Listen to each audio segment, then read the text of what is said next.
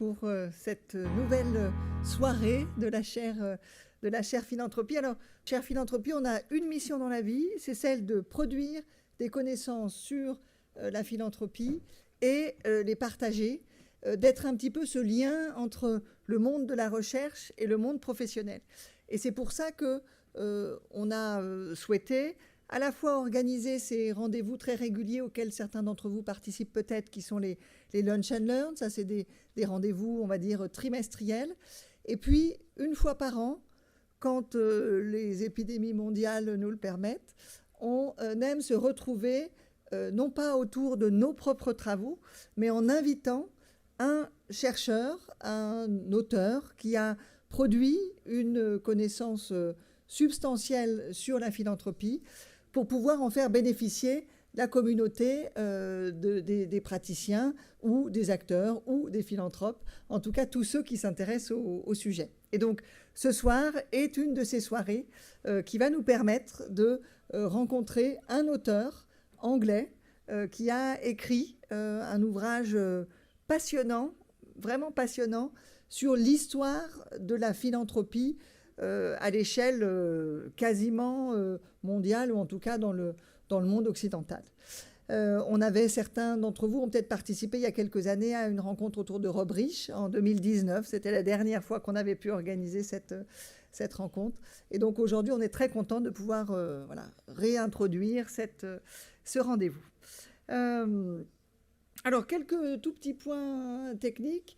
Vous avez là, en haut à droite du slide, un QR code. Ce QR code, il vous donne accès à absolument toutes les ressources produites par la chaire. J'évoquais les rendez-vous autour des Lunch and Learn et leurs replays. Vous les trouverez là-dessus. Vous trouverez tous les articles qu'on produit. Vous trouvez des infos aussi sur les podcasts, puisque nous avons 2 podcasts qui régulièrement permettent de découvrir de nouveaux sujets autour de la philanthropie. Donc voilà, ce petit lien est très précieux si vous avez envie d'aller encore plus loin par rapport à cette soirée. Un autre petit point technique, les réseaux sociaux, n'hésitez pas à faire, à mentionner et relater quelque part ce qui se passe durant cet événement sur les réseaux sociaux et à taguer la chaire en la matière. Alors, cet événement, il ne pourrait évidemment pas avoir lieu sans le soutien des partenaires de la chaire, et les partenaires sont présents à nos côtés quasiment tous depuis le début. Je vais les citer: la Fondation de France, Axel est présente avec nous ce soir, la Fondation Caritas, Jean-Marie ne devrait pas tarder, les fondations Edmond Rothschild également, la Fondation Carasso, la Fondation Bettencourt-Schuller. Et puis, c'est rajouté pour nous aider à l'organisation de cette soirée la Fondation MACIF, qui nous accueille ce soir. Et donc, je vais donner la parole tout de suite à Marcella Ascaron, qui est secrétaire générale de la Fondation.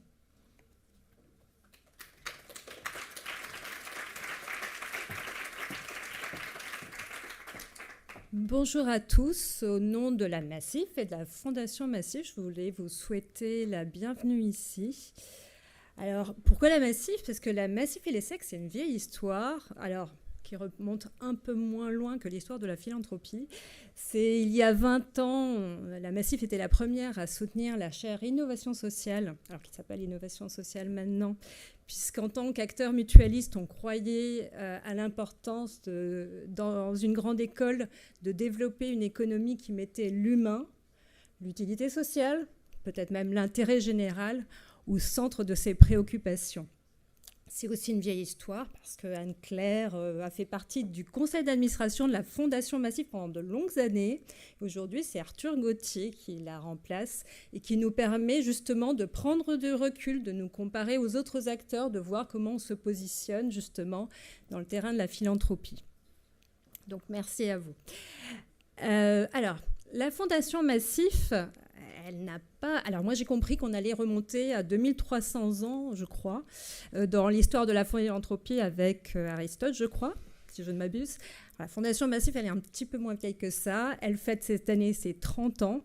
Et c'est une fondation, justement, qui soutient l'innovation sociale, et comme son fondateur qui souhaite permettre à chacun d'accéder aux services essentiels, que ce soit des services de mobilité, d'habitat, de santé ou de finances solidaires.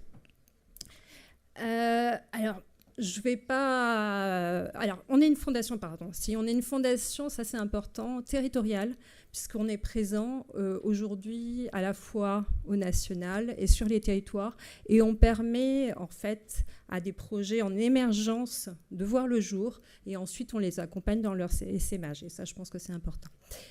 Alors, je ne vais pas épiloguer plus longtemps, puisque vous avez tous envie d'entendre notre invité. Et moi, je suis curieuse de savoir comment, en tant que fondation, justement, on se situe dans cette histoire de la philanthropie. Donc, je laisse la parole à Arthur. Merci à vous.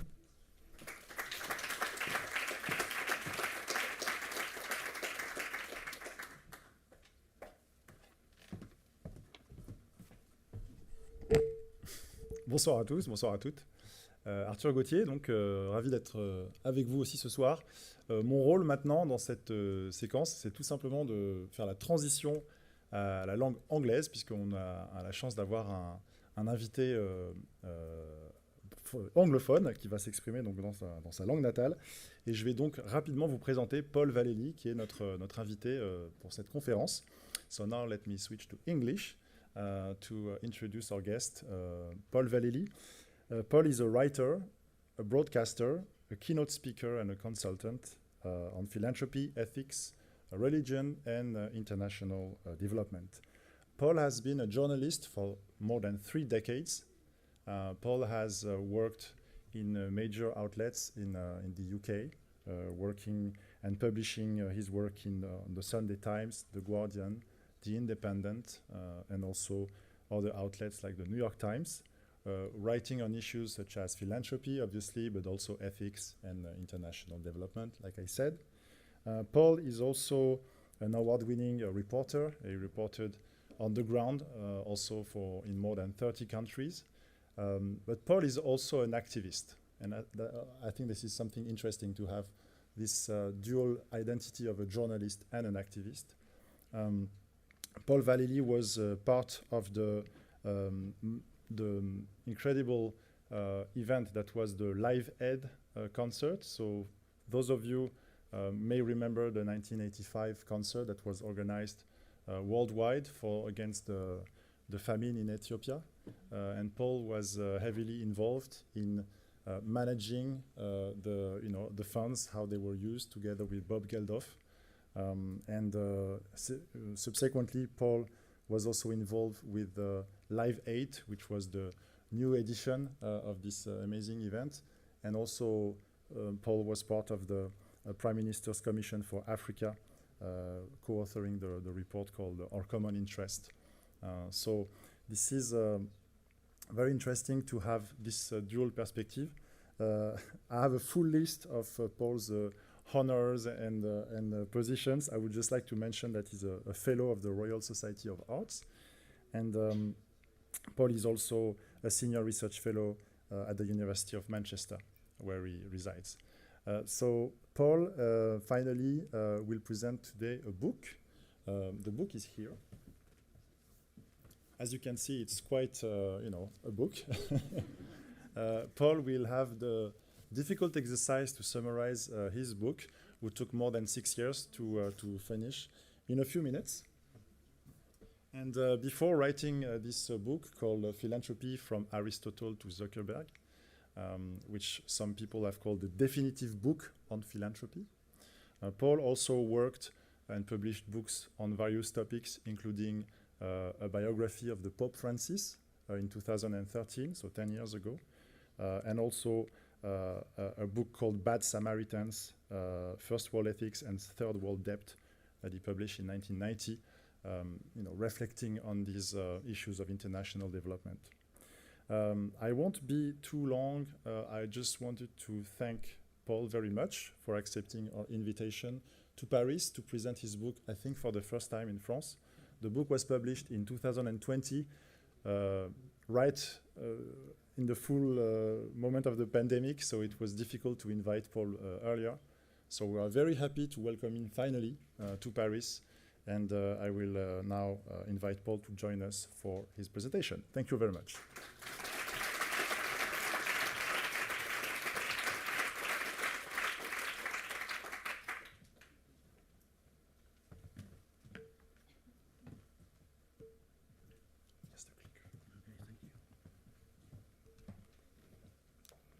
Bonjour à tous. Good evening, everybody. Thank you, Arthur. You're too kind in listing those various pieces of my history. This book is, as football commentators say, a book of two halves.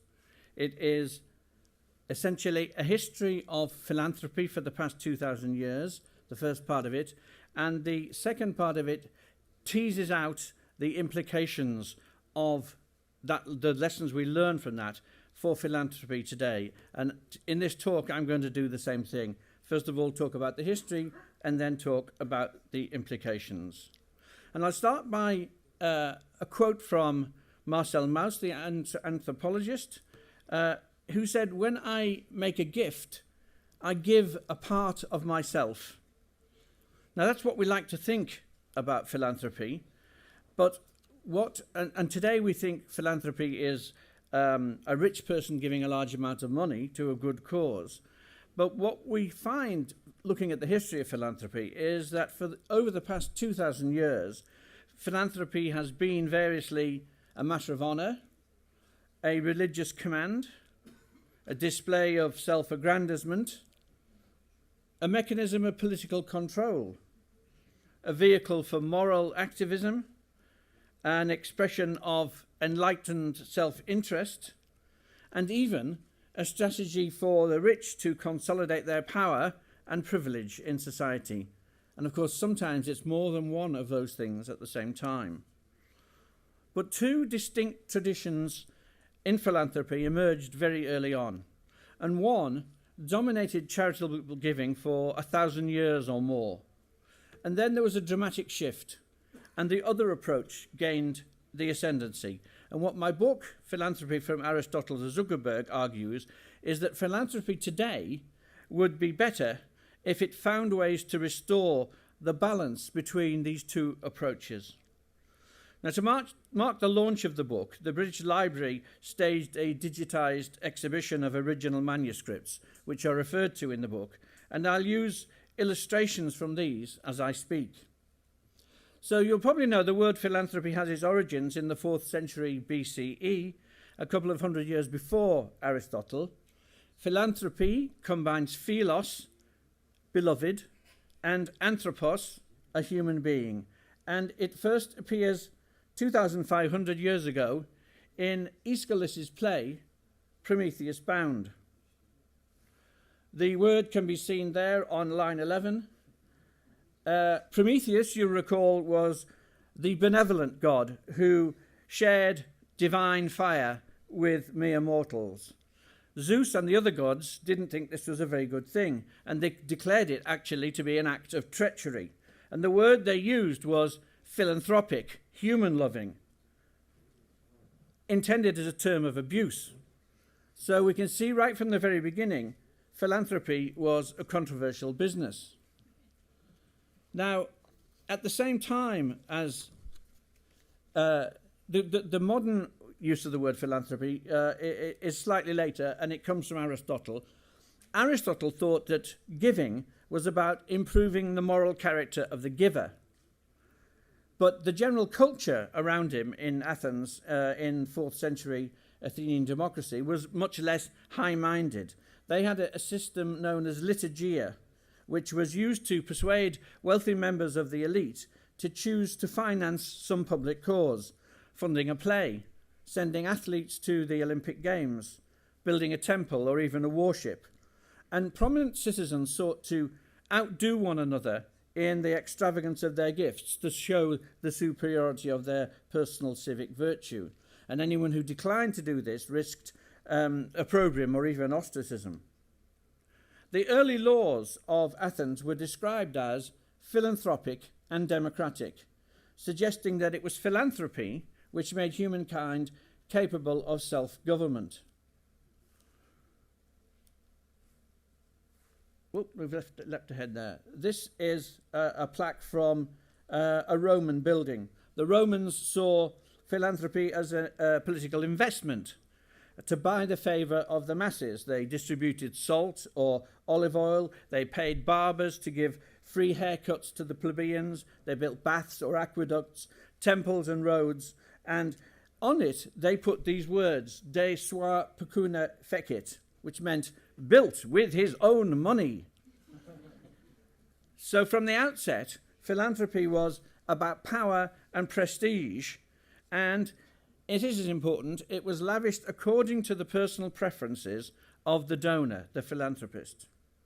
So to sum up, in the Greco-Roman world, philanthropy was about developing the good character of the donor, but it was also about honour, prestige, status, reputation, and maintaining the social order. There was one key thing that it wasn't about. It was not about kindness or about a duty of common humanity. It was not about the recipients. It was about the rich rather than the poor. At the same time, in historical terms, the Jewish peoples were creating an entirely different kind of philanthropy. The start of the Torah tells the story of Adam and Eve, the every man and every woman, and how they were made in the image of God. You see in this manuscript here, God doesn't look very different from Adam and Eve, except he's got clothes.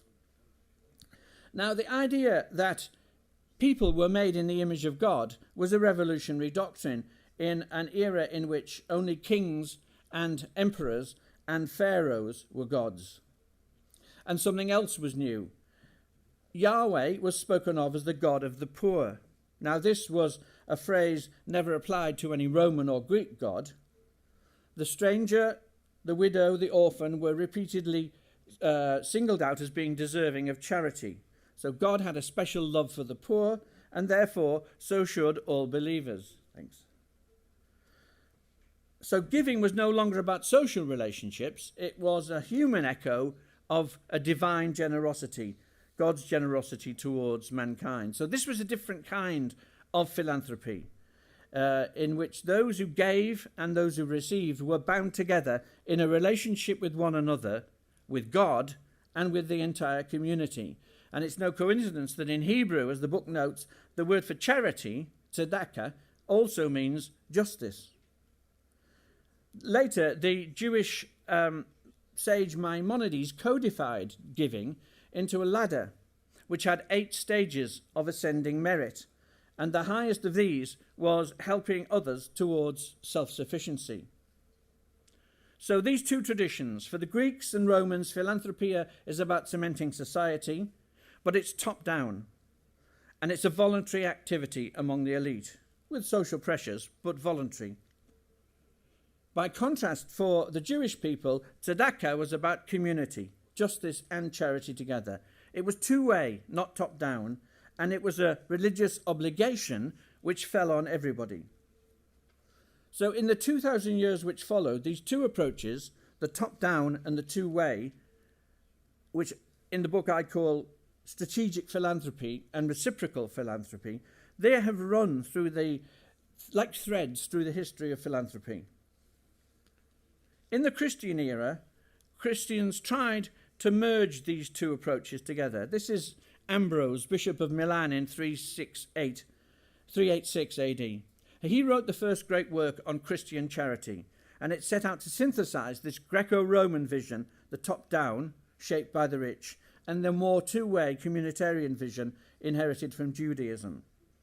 But it didn't succeed in becoming a new hybrid. Instead, the Jewish tradition of social justice and two-way philanthropy set the template for 1,000 years of Christendom. And this was crystallized early on, this notion, in the writings of another 4th century father, Basil of Caesarea, St. Basil the Great. Whoops, gone too far. Gone too far back. Basil spent his own personal fortune to relieve a terrible famine in his homeland. And he insisted, this was the crucial bit, that giving was not a matter of honour, status, civic duty, but it was more even than an emulation of God's generosity. It was a matter of justice, said Basil. And the idea which dominated 1,000 years of Christianity was something which nobody in Christendom was exempt from. Feudal society trapped serfs and peasants in lives of economic hardship, but religion created a spiritual bond between giver and receiver. The rich had a duty to give, and the poor had a duty to pray for the rich, for the souls, for the salvation of the souls of their benefactors. And there was a kind of mutuality and a reciprocity between those who gave and those received. As we see in this image here, all Christians were cosmically united in a spiritual body with Jesus Christ as their head. As St. Paul put it, though we are many, we are one body in Christ, and everyone members of another. And medieval theologians, citing Augustine, called this the doctrine of the mystical body. And this meant that charity had to be more than mere altruism. Giving alms, Thomas Aquinas declared, was a deed whereby something is given to the needy out of compassion and for God's sake. So there was more to this than a pious theory. It had practical implications. For 1,000 years, from the 4th century to the 14th century, practical philanthropy was extensive throughout Europe, motivated by a shared Christian faith. Charity was institutionalized in a system of tithes. Parishes distributed alms to the poor. Monasteries offered hospitality for travellers and nursed the sick and cared for widows and orphans and the destitute. And medieval charity was also implemented through guilds and confraternities, almshouses, hostels and hospitals. There was casual giving to beggars, but there were also substantial donations and bequests by the growing artisan classes. And here we see that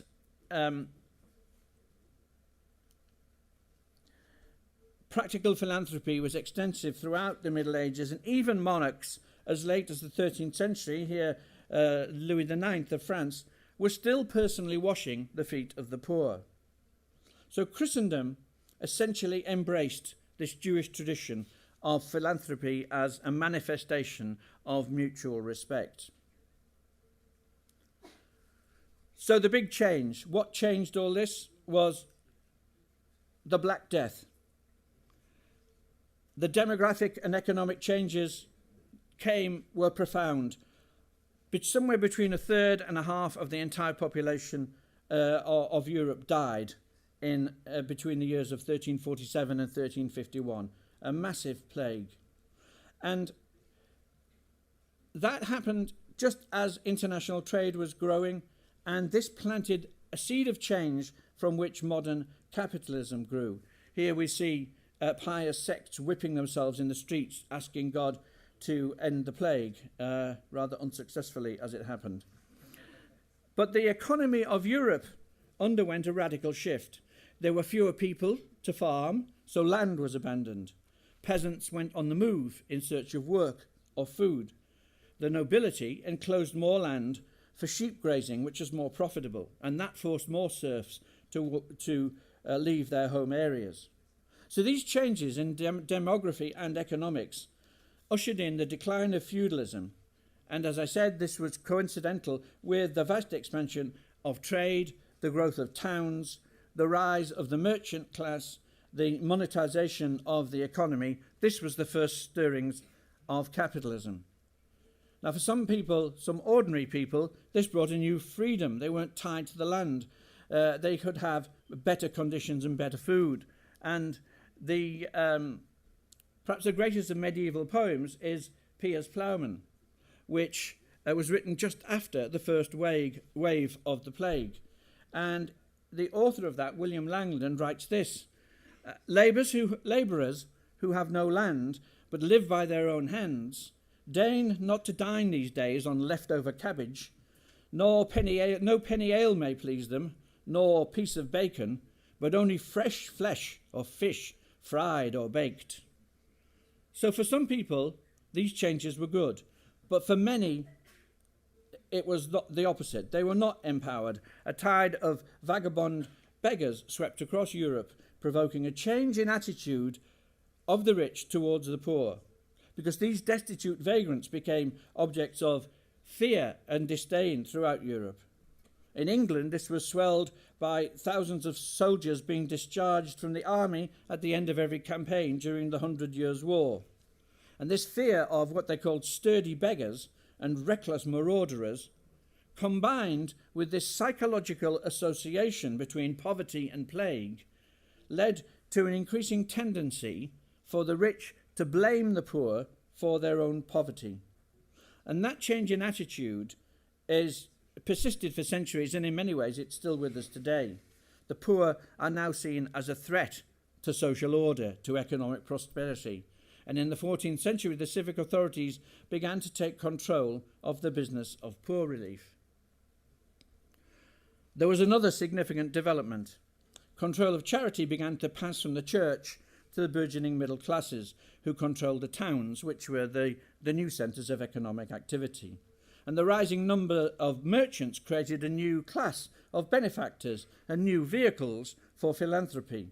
So the medieval guilds, which grew in power primarily to protect the interests of groups of craftsmen, then became vehicles for making widespread contributions to public projects and also to the relief of the poor. And the increasingly powerful councils in these growing towns did the same. In Florence, a rich silk merchant, Felice Brancacci, commissioned frescoes in his family chapel showing, as we see here, 15th century Italian merchants on the far side with the apostles in 1st century clothing distributing alms together. And what this symbolises is that the laity were now, rather than the clergy, in charge of handling the giving to the poor. And in doing that, they developed a punitive approach to the poor. The infirm might still need help, but this idea of the idle poor arose, and they were seen as people who were in need of correction rather than assistance. And in England, a succession of poor laws under each monarch from Henry VIII onward sought to achieve this. So what we see here is the arrival of top-down philanthropy as a mechanism for social control, and this idea that the poor are somehow to blame for their own misfortune. And the principle of respect for the poor was replaced by a notion of respectability.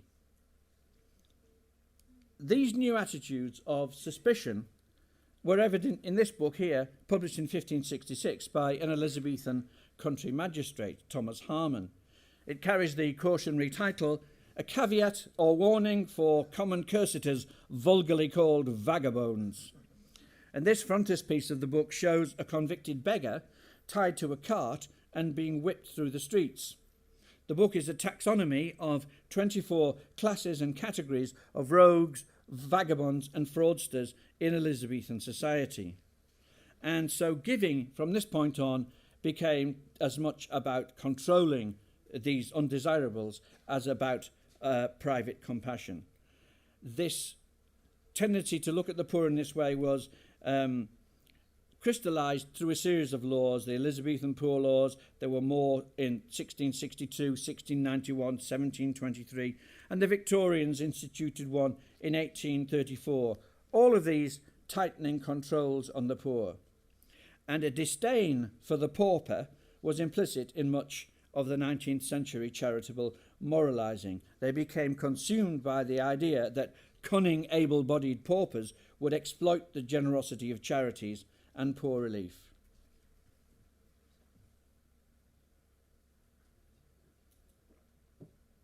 We fast forward now to the 20th century, but the ideas are the same. There's a continuity.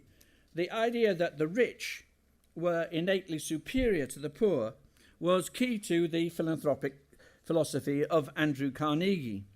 At the start of the 20th century, Carnegie was the richest man in the world. He set the model for 20th century philanthropy. He was influenced by the social Darwinism of Herbert Spencer. Herbert Spencer was the man who invented the phrase survival of the fittest. It wasn't Darwin who did that. And Carnegie decided that the fittest specimens of humanity were obviously the rich. And evidence of this was in the low wages that he paid to his own workers. So rich people were better suited to deciding what the poor needed than the poor themselves. This is an important step.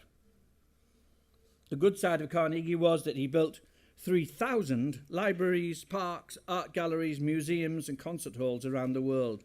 And he called them ladders on which the aspiring can rise. So the deserving poor could take advantage of philanthropy, and the idle poor, well, give them money and they'll just waste it on drink, he declared. So refusing to give more money to his workers, he said, this quote, "What may sometimes be hard for the individual is best for the race because it ensures the survival of the fittest in every department." So as you can see, the concept of social justice was rather absent from his philanthropic agenda. The other important thing about Carnegie was that he made philanthropy much more business-like in its methods.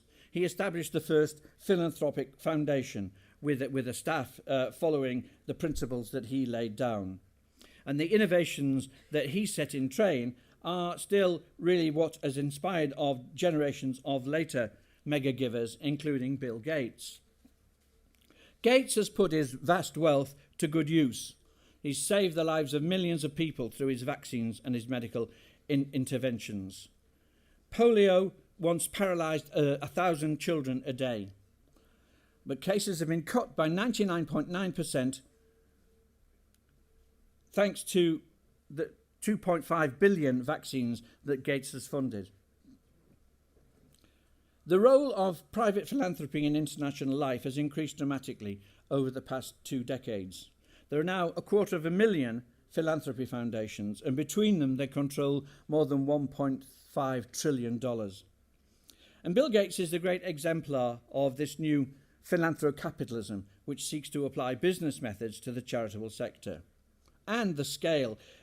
Bill Gates, the Gates Foundation has a bigger budget than 70% of the world's nations.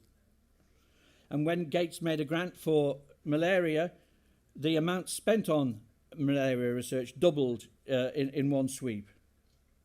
But much of the Gates Foundation's philanthropy is rooted in this old Greek model of top-down giving. Bill Gates has an obsessive, data-driven, command and control approach to philanthropy, and it's today's equivalent of Carnegie's philanthropy knows best philosophy. The successes of this strategy are self-evident, but it has its downsides too. Gates spent $2 billion on a project to help 1 million poor and ethnic minority students in nearly 3,000 high schools in America. But a few years into the project, Gates decided, this approach is misconceived, and the funding ended abruptly before many of the schools had been given any chance to demonstrate any improvement. To the philanthropist, it was just a few lost billions, but to the children, it was years of lost education. And Gates has been open to many of the same criticisms over his health work in the developing world. We know the good that he's done, but his campaign to eradicate malaria throughout Africa, laudable as it is, if you go to some parts of Africa, like northwest Nigeria, for instance, you'll find that Gates has trained health workers to diagnose and treat malaria in an area where, if he'd listened to the local people, he'd have found out that pneumonia is what kills most children, not malaria. So this idea that philanthropists know best still dominates, and it dominates not just Bill Gates, but the thinking of many philanthropists. There are a number of problems with this. The rich have very different values from the rest of us. If you look at the sociological surveys of this, you'll see that the spending choices of the rich and their political views do not match those of the majority of people. They are socially more liberal and economically more conservative. The richest 1% of Americans are considerably more right-wing than the rest of us, on a whole range of issues, from taxation, economic regulation, and especially welfare programs for the poor. The rich give only 1/5 of their philanthropy, 20%, to the poor. 80% goes on causes, elite institutions which favour the rich. If you look at the giving of the ordinary public, the proportion is almost double that. So there is a democratic deficit here, which is well illustrated when it comes to the issue of tax relief. If a rich philanthropist who pays, say, 40% income tax decides to give 100 million euros to an opera house, they actually only have to find 6 million out of their pocket because the other 4 million is paid by the taxpayer. And that means, in effect, ordinary citizens are subsidising the choices of the rich. Were it left to a democratic decision on how to spend that 4 million euros, voters might choose to spend it on something other than an opera house. They might have other priorities, dare we suggest. And this is why campaigners for tax justice claim that philanthropy is incompatible with democracy in modern liberal states.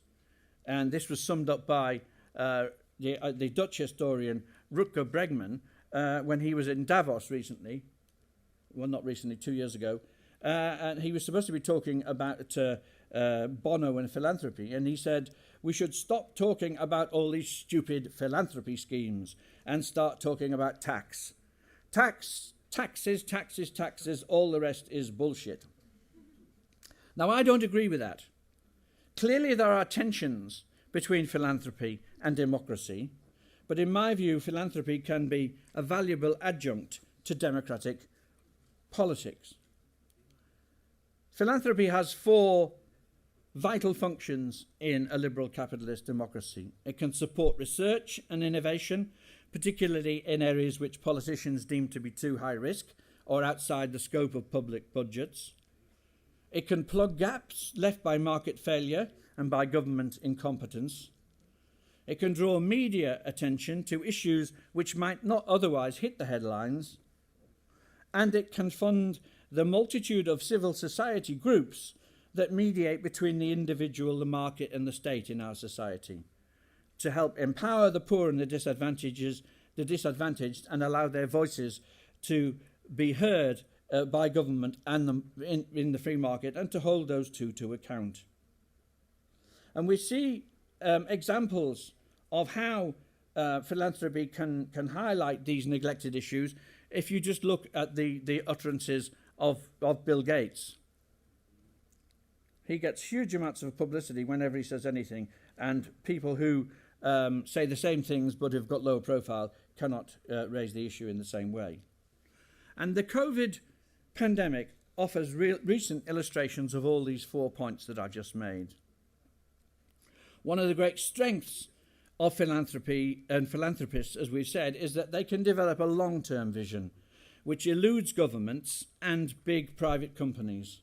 So after funding the 2014 fight against Ebola, Bill Gates gave a TED talk in 2015. And in it, he warned that if you've got a disease which was as deadly as Ebola, but as infectious as influenza, it could kill 10 million people. This was 5 years before the COVID pandemic. And Gates repeated the warning in 2017 at the Munich Security Conference, and again in 2018 when he gave a medical lecture, and he went to see Donald Trump in the White House, a private meeting, and he gave him the same message. And when it became clear to Gates that the world's politicians were not listening, he sought to fill the gap with philanthropy. What we see through the COVID pandemic is that Gates and other philanthropists have made good failures in both the pharmaceutical industry, which was not incentivized to find vaccines, and governments which displayed a great lack of agility in responding quickly. By contrast, Gates in 2017 launched something called the Coalition for Epidemic Preparedness Innovations. And this is a foundation that takes donations from public, private, philanthropic and civil society organizations to research projects on emerging infectious diseases. And in 2019, just weeks before COVID broke out in Wuhan in China, Gates and Johns Hopkins University staged something called the Germ Games, which is like war games, but in epidemiological terms, to discover the holes in our medical defenses. So, putting his money where his mouth is, Bill Gates has put $1 billion into building capacity for vaccine distribution in the developing world and other measures to combat COVID. And again, he's had his eye on the most disadvantaged.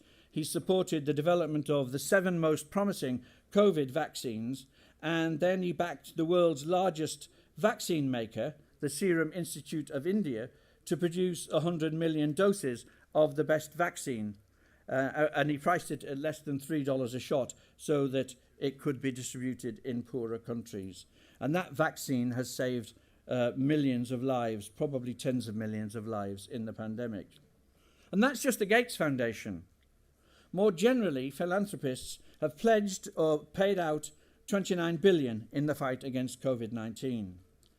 And interestingly, they've been affected by this in their philanthropy.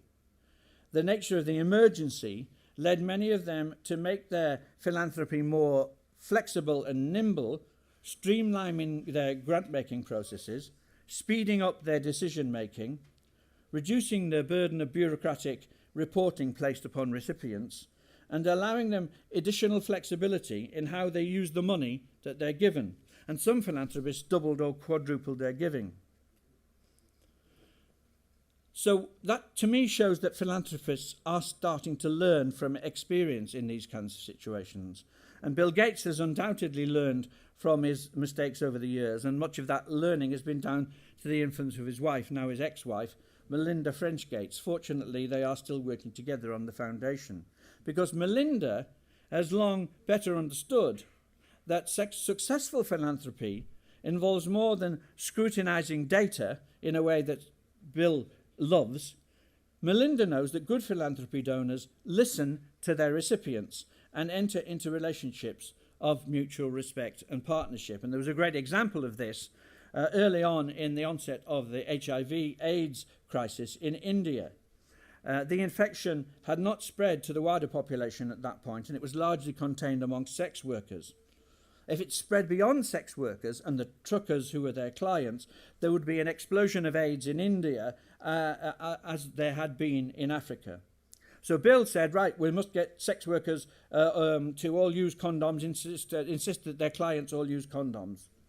Melinda, by contrast, decided to ask the women what would work best. And the sex workers told Melinda there was no chance that they could demand the use of condoms from their clients until something had been done to address the epidemic of violence, which was endemic in their lives. Their clients treated them so badly, the idea of asking them to use a condom was ridiculous. And they told Melinda, if you don't help us with violence from our clients, we can't begin to demand the use of a condom. So Melinda said afterwards, we had to take an approach that was led by them and their community. The people on the ground clearly knew more than the outside experts. And the approach which was adopted under Melinda's guidance was so successful that the Indian government took the program up over time and spread it throughout the country.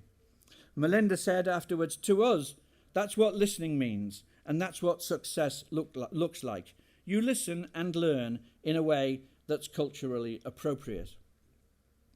So my book tells a story of how the two sides of philanthropy's personality have jostled over the centuries, and it shows that we have lost sight of the tradition of philanthropy with a more human face, which focuses on people rather than results, which is two-way rather than top-down, which listens and involves itself in a conversation of equals, which understands that a gift creates a bond between the giver and the receiver and wider society, and which respects both. This tradition is something that modern philanthrocapitalism has lost sight of. And what my book concludes is that for all the advantages of a carefully focused business methodology of strategic philanthropy, it will succeed best when it embraces the insights and methods of reciprocal philanthropy. It must have a heart as well as a head. And the challenge for the new generation of philanthropists is to marry the effective and the empathetic strands of philanthropy. To make that real, philanthropy must show greater self-awareness of the dangers that come from favouring causes that reflect the interests of the wealthy. It must be more open and transparent. It must reform its own governance so it reflects the social, ethnic and gender balance of the communities it seeks to serve. It needs more directly to address economic inequality. It needs to listen, and it needs to treat those to whom it gives with a mutual respect. It needs to see them not as beneficiaries but as partners. So I want to end with a coda, something that isn't really in the book. Just as I was finishing the book, Jeff Bezos, then the richest man in the world, divorced his wife. In the largest divorce settlement in history, Mackenzie Bezos, now Mackenzie Scott, was awarded $35 billion, 4% of the value of her husband's Amazon empire, which is worth quite a lot more than that now, and so is her percentage. Excuse me. In stark contrast to her former husband, who, despite his massive wealth, was known in the world of philanthropy as an extremely paltry giver, Mackenzie Scott immediately signed the Giving Pledge, a commitment to give away at least half her wealth to charity before she dies. When the book came out, I knew she'd done that, and that's in the book, but it was unclear quite what a tectonic shift in the world of philanthropy was about to occur. In the past 2 years, Mackenzie Scott's given away over $14 billion. That's billion, not million. And that's not what's most unusual about her. The first big thing to note about her is that she's giving to areas which are traditionally neglected by philanthropists. As I said before, there's a popular idea that philanthropy is the transfer of money from the rich to the poor. But 80% of philanthropy goes to elite institutions, the top universities and schools the philanthropists went to, the opera houses and art galleries they frequent, the medical and research centres working on areas in which the rich individuals have a particular interest. Compare that with what Mackenzie Scott does. She's given huge amounts to those with the deepest needs. Food banks, groups that hand out food and pay off medical debts. Black community colleges and universities previously starved of funds. Racial equality organisations, LGBTQ plus groups, organisations to promote greater democracy and transparency, groups dedicated to action on climate change. Many of these groups are too small to attract the attention of major philanthropists. What they all share is an emphasis on trying to bring about structural social change. The second unusual criterion of Mackenzie Scott's giving is that the organisations to which she gives are not typically led by philanthropy industry professionals. Instead, they are led by members of the marginal communities that they set out to support, bringing, as she puts it, lived experience to solutions. But the most radical element in her approach is her no-strings-attached approach to giving. Having sought out what she regards as effective organisations with strong visionary leadership and good results, she trusts those leaders to make their own decisions about what to do with her money. People at the grassroots can make the most informed decisions about the needs of those they serve. She calls this yield giving. Yield because not just financial yield, she yields power, the power over what to do with the money and make decisions about it. She yields that power to those in need. So she's not deciding from on high what are the solutions that poor or alienated or marginalised people need. Rather, she's identifying key people in those groups and saying to them, here's the money, you decide how to spend it. And there's another innovation. The philanthropists do not have to the organisations do not have to apply for money to the philanthropists as they normally do. She hired a team of philanthropy advisors to identify, quote, organisations with strong leadership teams and results, with special attention to those operating in communities facing high projected food insecurity, high measures of racial inequity, high local poverty rates, and, this is key, low access to philanthropic capital. And these organisations get a phone call or an email from one of her advisors telling them that they're about to receive a massive, unrestricted grant, or as she puts it, unsolicited and unexpected gift given with full trust and no strings attached. It's very heartwarming to read some of the responses of these organisations about what happened the day they got the phone call. Whoops. So, where most philanthropists demand detailed monitoring and evaluation of their grants, which cost the recipient significant amounts of time and money, her grants are free of those burdens. Her only expectation, people are told when they get the money, is that they write a 3-page letter to her once a year for the next 3 years. And she's done all this without setting up a permanent charitable foundation with fancy headquarters and a huge staff. All this is in complete contrast to these command and control methods of the classic philanthrocapitalist. And as the New York Times put it, she has turned traditional philanthropy on its head. She's gone back to this model of reciprocal philanthropy formed in the Jewish tradition, institutionalized through 1,000 years of Christianity and then forgotten. A model in which the giver demonstrates humility, recognizes the mutual humanity of the person to whom they give, and trusts them to know best how to spend the money which is given. She's combining both. Her selections are strategic from her point of view, but her approach is reciprocal.